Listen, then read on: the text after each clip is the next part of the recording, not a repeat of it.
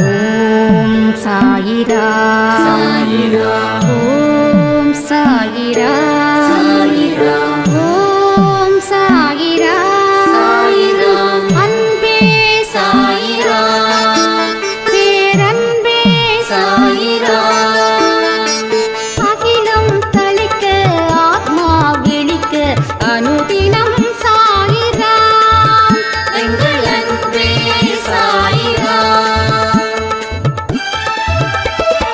ஒன்றே இறைவன் ஒன்றே பூமிக்கென்றும் சாயிரா சரணம் சாயிரா நன்றே செய்து வாழ்வோம் நாம் ஒன்றே செய்து வாழ்வோம் அன்பே சாயிரா.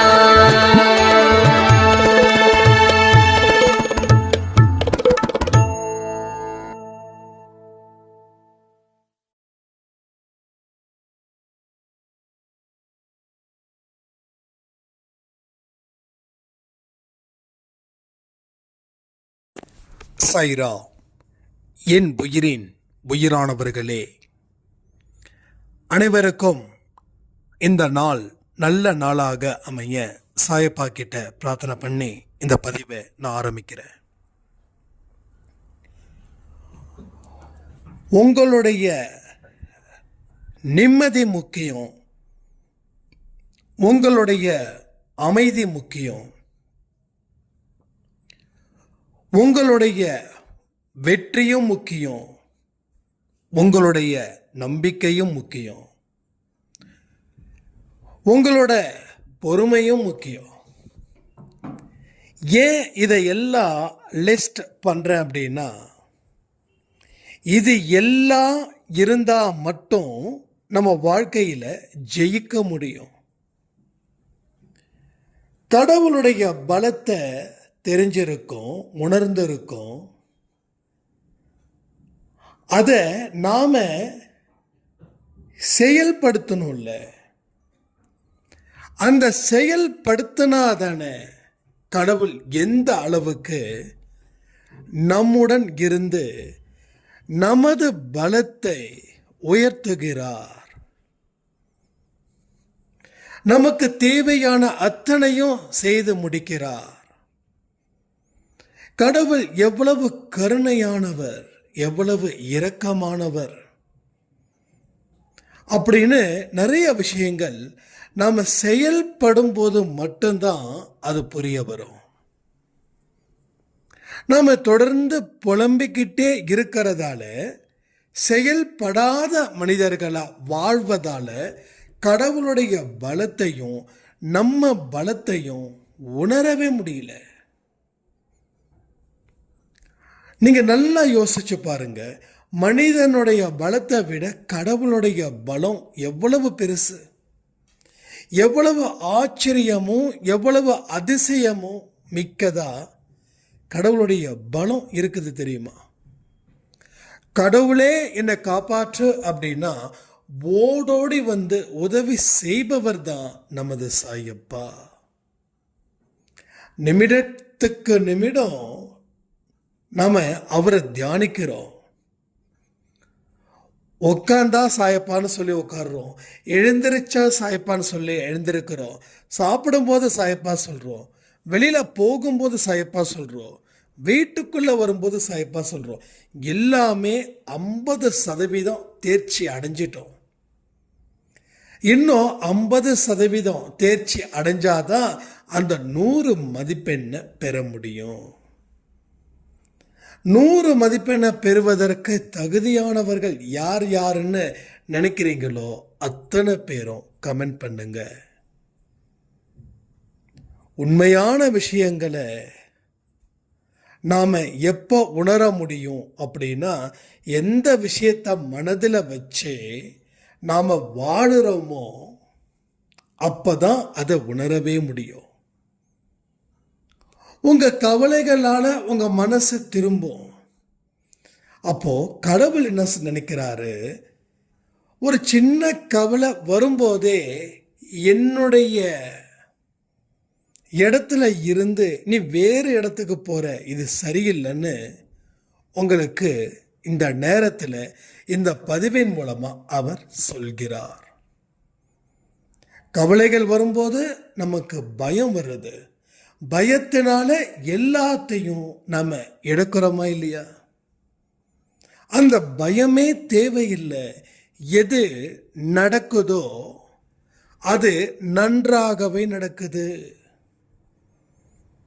என்ன நடந்தாலும் சரி, அது நல்லாவே நடக்குது. இதுதான் கடவுள் மேல வச்சிருக்கக்கூடிய நம்பிக்கையின் அடையாளமா இருக்குது. ஏன்னா நடக்க வேண்டிய விஷயங்கள் நடந்துதான் தீரும். அப்பதான் உங்க வாழ்க்கை முழுமையும் அடையும். முழுமை அடைஞ்ச வாழ்க்கை தாங்க வெற்றிகரமான வாழ்க்கை. முழுமையே அடையல அப்படின்னா அதை எப்படி வெற்றியா மாற்ற முடியும்? கேள்விக்கு உரிய பதில்களை எழுதினாதானே தேர்ச்சி அடைய முடியும். கேள்விகளுக்கு உண்டான பதில்கள் தெரியும், ஆனால் எழுதலை அப்படின்னா தேர்ச்சி அடைய முடியுமா? அப்போ வாழ்க்கையை முழுமையாக வாழ வேண்டும். அதுதான் ஒரு அற்புதத்துக்கு ஏற்ற ஒரு வழி. ஏன்னா அவர் ஓடோடி வந்து உதவிகள் செய்வார். வாக்கு தத்துவம் இன்னைக்கு வச்சுக்கலாமா? அவர் ஓடோடி வந்து உதவிகள் செய்வார். அழைத்தால் உடனே வருவார். ஒரு ஸ்டேஜுக்கு மேல நீங்க அவரை கூப்பிடுவீங்க, இன்னொரு ஸ்டேஜுக்கு மேல அவரை கூப்பிட மாட்டீங்க.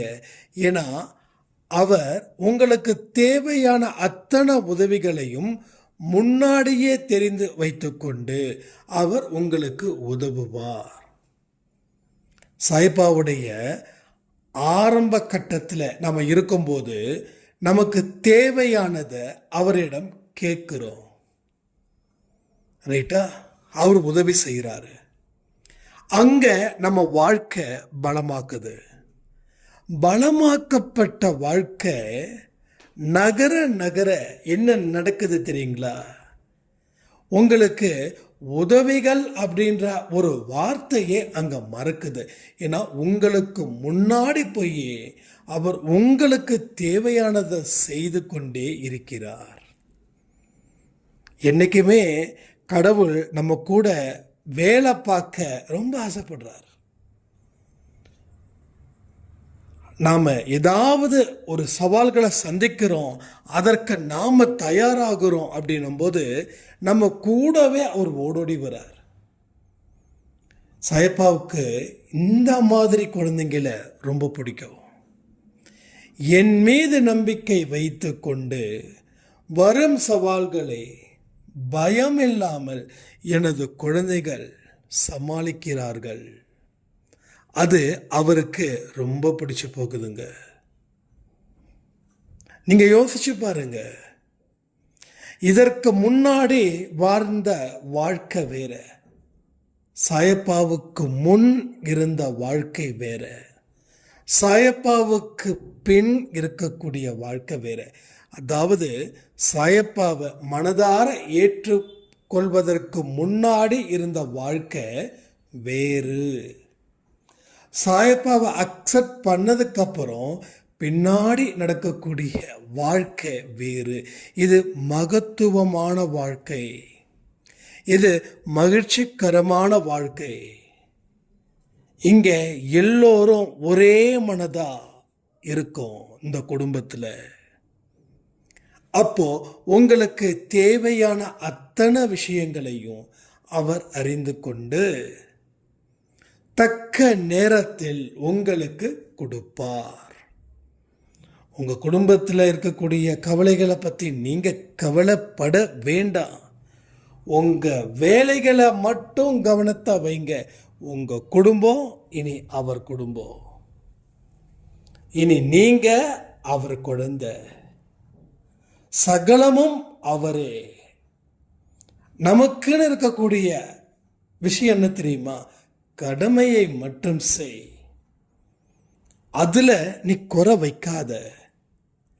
அதில் நீ குறை வைக்காம உன் கடமையை செஞ்சா உன்னுடைய வாழ்க்கையில் எந்த குறையும் இருக்காது. புரியுதா? எந்த இடத்துலையும் நீங்கள் கடமைகளை செய்யாமல் இருக்கவே கூடாது. யார் என்ன கேவலப்படுத்தினாலும் சரி, உங்கள் கடமைகளை செய்யுங்க. எந்த இன்ட்ரப்ஷன் வந்தாலும் சரி, அதை பொருட்படுத்த வேண்டாம். திரும்பவும் சொல்கிறேன், நடக்கிறது நல்லபடியாக நடக்குதுன்னு நினச்சிக்கோங்களேன். எதையுமே மைண்டுக்குள்ளே கொண்டு வராமல் இருங்களே. அது உங்கள் வாழ்க்கையை இன்னும் சந்தோஷமான ஒரு இடத்துக்கு அது அழைச்சிட்டு போகும். வெற்றி வாகை சூடும் நாள் வெகு தொலைவில் இல்லை. சீக்கிரமாக பிடிச்சிடலாம். விட்டதை சீக்கிரமாக பிடிச்சிடலாம். ஸோ அற்புதத்தையும் அதிசயத்தையும் நிகழ்த்துபவராக நமது சாயப்பா இருப்பார்னு சொல்லி இன்னைக்கு யாரெல்லாம் பர்த்டே வெட்டிங் டே செலிப்ரேட் பண்ணுறாங்களோ அத்தனை பேருக்கும் சாயப்பாவோட அன்பும் ஆசீர்வாதமும் பரிபூரணமாக இருக்குன்னு பிரார்த்தனை பண்ணி இந்த பதிவை நான் முடிக்கிறேன். ஜெய் சாய்ராம்.